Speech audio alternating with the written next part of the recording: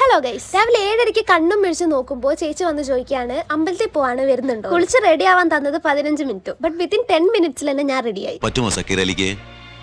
പറ്റില്ല by, but I can.